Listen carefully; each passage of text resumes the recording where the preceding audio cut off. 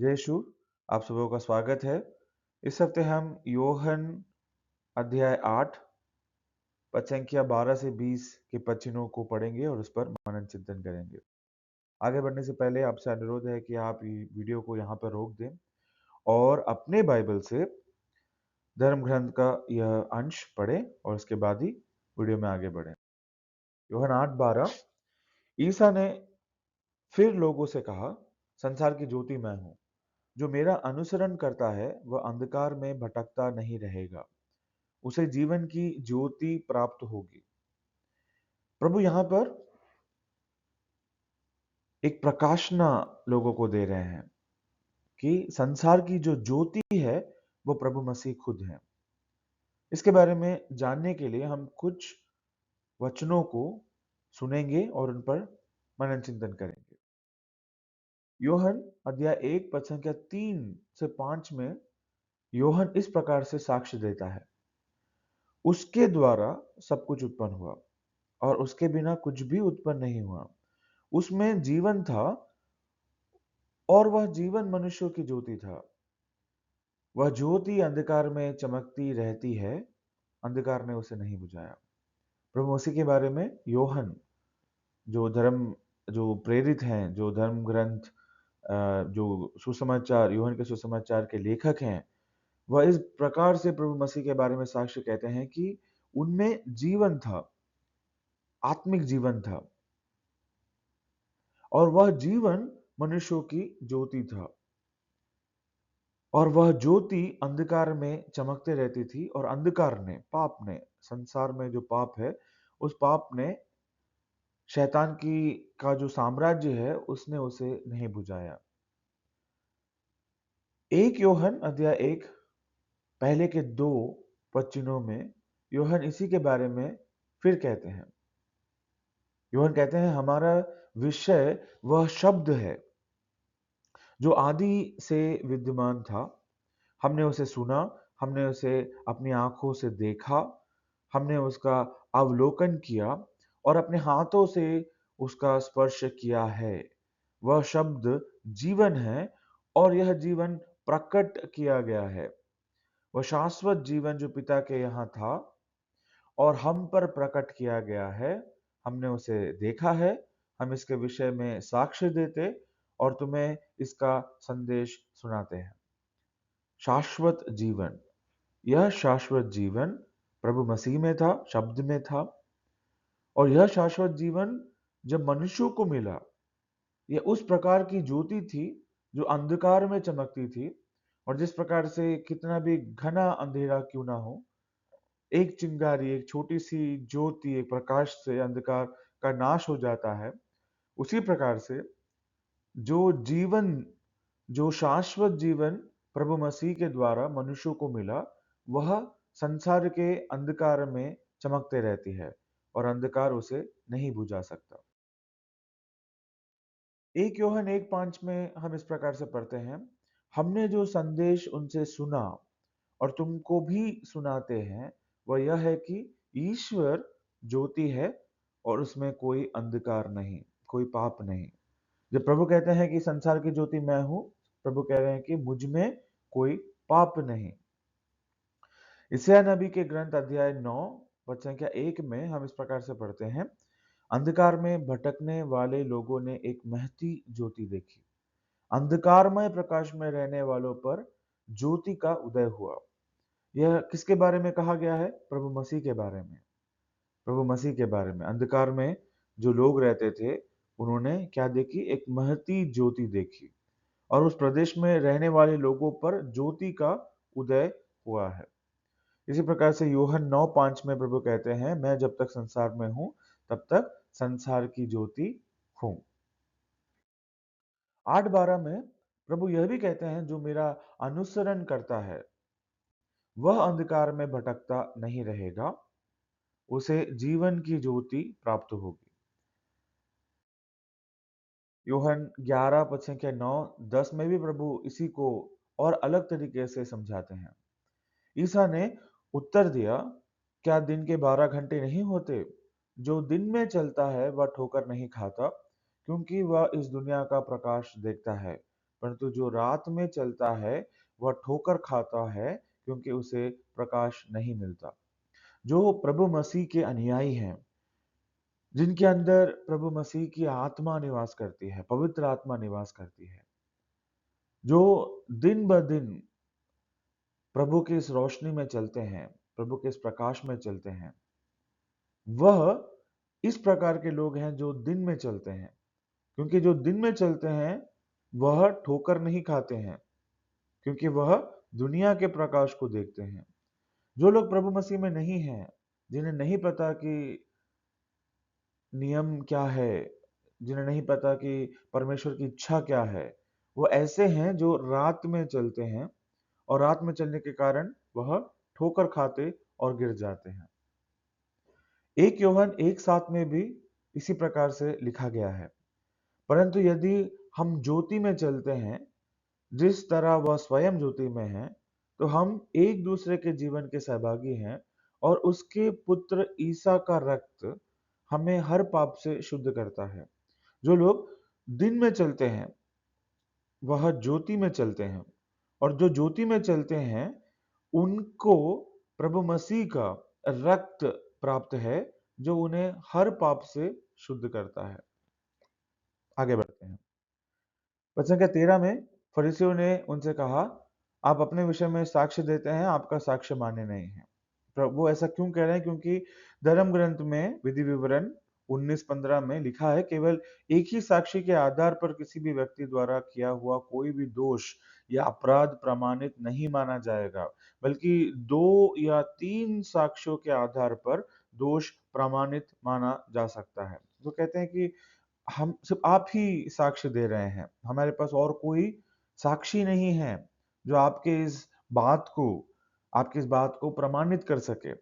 जब प्रभु ने कहा कि मैं ही संसार की ज्योति हूँ, वो कह रहे हैं कि मैं एक इंसान नहीं, मैं दिव्य हूँ, मैं ईश्वर हूँ, मैं आराध्य हूँ। और वो कह रहे हैं कि नहीं, आपकी साक्ष्य यहाँ पर, बिकॉज आप अकेले हैं, आपके साथ और कोई नहीं है जो साक्ष्य देता है, हम इस बात को नहीं मानते हैं। वचन के 14 में ईसा इसका उत्तर देते हैं, कहते हैं, मैं अपने विषय में साक्ष्य देता हूँ, फिर भी मेरा साक्ष्य मान्य है, क्योंकि मैं जानता हूँ मैं कहाँ से आया हूँ और कहाँ जा रहा हूँ। प्रभु कहते हैं कि नियम मनुष्यों के लिए बने हैं, नियम को बनाने वाला मैं हूँ, नियम को देने वाला मैं हूँ। हमने देखा यूहन्ना के सुसमाचार अध्याय 8 में किस प्रकार से प्रभु ने झुककर हाथों से मिट्टी पे, धरती पे लिखकर उनके हृदयों पे वो नियम को लिख दिया था। नियम को बनाने वाले प्रभु, वो कहते हैं कि अगर मैं अपने बारे में साक्ष्य देता हूं, वह साक्ष्य मान्य माना जाएगा, क्योंकि मैं शाश्वत दृष्टिकोण रखता हूं, मैं एक अनंत जीवन का दृष्टिकोण रखता हूं, मैं सर्वोपरि हूं, मैं मैं आरंभ भी हूं, मैं अंत भी हूं, मैं सब जानने वाला हूं, मैं ईश्वर हूं। इसीलिए जो मैं साक्ष्य दे रहा हूं वो साक्ष्य की मान्यता है, क्योंकि मैं एक मनुष्य मात्र नहीं हूं। 15 और 16 में प्रभु कहते हैं, तुम मनुष्य की दृष्टि से न्याय करते हो, मैं किसी का न्याय नहीं करता, और यदि न्याय करूं भी तो मेरा न्याय सही होगा, क्योंकि मैं अकेला नहीं हूं, जिसने मुझे भेजा वह मेरे साथ है। प्रभु कहते पद 14 में भी उन्होंने कहा कि मैं मनुष्यों से ऊपर हूं, मेरी सोच मनुष्यों से ऊपर है। और यहां पर भी कहते हैं कि मैं मनुष्य की दृष्टि से न्याय नहीं करता हूं, मैं ईश्वर हूं, और जिसने मुझे भेजा पिता परमेश्वर वह भी मेरे साथ है। तो प्रभु कहते हैं कि मेरा, पहली बात तो मेरा जो दृष्टिकोण है वो अनंत जीवन का दृष्टिकोण है। मैं समय से बाध्य नहीं हूं इंसानों जैसा, मैं सर्वज्ञानी परमेश्वर हूं, और परमेश्वर की प्रज्ञा, विवेक मेरे अंदर है, और मैं ही न्यायाधीश हूं, मैं पूरे संसार का न्याय करने वाला हूं। इसलिए मैं जो कह रहा हूं वह सत्य है। 17 और 18 में प्रभु कहते हैं, तुम लोगों की संहिता में लिखा है कि 2 व्यक्तियों का साक्ष्य मान्य है। मैं अपने विषय में साक्ष्य देता हूं, और पिता भी जिसने मुझे भेजा मेरे विषय में साक्ष्य देता है। यह बात हमने यूहन्ना के अध्याय 5 में भी पढ़ी थी, जब यीशु साक्ष्यों को बुलाते हैं। पहला उनका साक्ष्य था यीशु की सेवकाई खुद, उनके कार्य। उन्होंने मुर्दों को जीवन दिया, उन्होंने पानी पर चला, वह पानी को जो है वो वाइन में बदल देते थे, अंगूरी में बदल देते थे। उन्होंने भूतों को लोगों से भगाया, भूत पिशाच को, अंधों को आंखें दी। यूहन्ना के सुसमाचार अध्याय 3 में जब निकोदेमुस प्रभु मसीह से मिलने आते हैं, वो कहते हैं कि प्रभु, हम जानते हैं कि आप ईश्वर की ओर से हो, क्योंकि जो आप कार्य करते हो वह बिना ईश्वर के संभव नहीं है। तो प्रभु कहते हैं कि मेरा कार्य देखो। क्या मेरे कार्य देखकर आपको नहीं समझ में आ रहा कि मैं ईश्वर हूं? दूसरा, पिता परमेश्वर खुद सुसमाचार में 3 जगह पर साक्षी देते हैं, यह मेरा प्रिय पुत्र है, मैं उससे अत्यंत प्रसन्न हूं, इसकी सुनो। तीसरा, पवित्र शास्त्र, खासतौर पे पुराना नियम, उत्पत्ति से लेकर मालाकी के ग्रंथ तक, या तो प्रभु मसीह के पहले आगमन पर, आगमन के बारे में, या दूसरे आगमन के बारे में दिखाता है। तो प्रभु कह रहे हैं कि मेरे पास आप 2 मांगते हैं, मैं 3 साक्ष्यों को लाता हूं, और ये सब मेरे ईश्वरीयता को, मेरी दिव्यता के साक्षी हैं। 19 और 20 में प्रभु कहते हैं इस पर, उन्होंने ईसा से कहा, कहाँ है आपका वह पिता? उन्होंने उत्तर दिया, तुम लोग ना तो मुझे जानते हो, ना मेरे पिता को। यदि तुम मुझे जानते तो मेरे पिता को भी जानते। ईसा ने मंदिर में शिक्षा देते हुए यह सब खजाने के पास कहा। किसी ने उन्हें गिरफ्तार नहीं किया, क्योंकि तब तक उनका समय नहीं आया था। वो पिता को जानना चाहते थे, देखना चाहते थे, सुनना चाहते थे। और प्रभु ने कहा कि तुम पिता तक नहीं पहुंच सकते। पिता तक पहुंचने के लिए मेरे द्वारा, मेरे मुझसे होकर आपको जाना पड़ेगा। इसलिए कहते हैं, यदि तुम मुझे जानते तो मेरे पिता को भी जान जाते। इसलिए प्रभु कहते हैं कि मैं मार्ग, सत्य और जीवन हूं, मार्ग मैं हूं। यूहन्ना के सुसमाचार अध्याय 14 में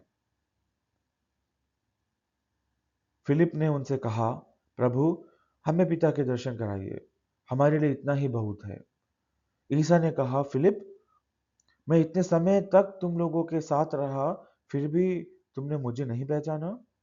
जिसने मुझे देखा है उसने पिता को भी देखा है।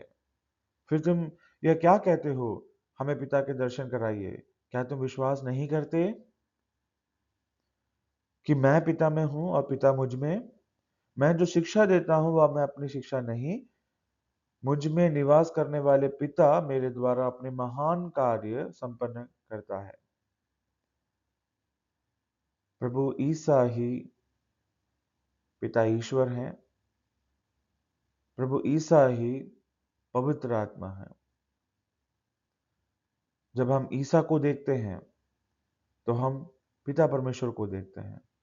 आज हमारे अंदर प्रभु ईसा मसीह पवित्र आत्मा के रूप में हमारे अंदर जीवित हैं। यूहन्ना अध्याय 3 19 से 21 में प्रभु इस प्रकार से कहते हैं, दंडाज्ञा का कारण यह है कि ज्योति संसार में आई, और मनुष्य ने ज्योति की अपेक्षा अंधकार को अधिक पसंद किया, क्योंकि उनके कर्म बुरे थे। जो बुराई करता है वह ज्योति से बैर करता है, और ज्योति के पास इसलिए नहीं आता कि कहीं उसके कर्म प्रकट ना हो जाए। किंतु जो सत्य पर चलता है वह ज्योति के पास आता है, जिससे यह प्रकट हो कि उसके कर्म ईश्वर की प्रेरणा से हुए हैं। इसलिए मैं आप सबों को यह न्योता देता हूं कि चलिए यीशु के पास, जो संसार की सच्ची ज्योति है। इस हफ्ते बस इतना ही। अगले हफ्ते यूहन्ना अध्याय 8 में फिर आपसे मुलाकात होगी। तब तक के लिए जय यीशु।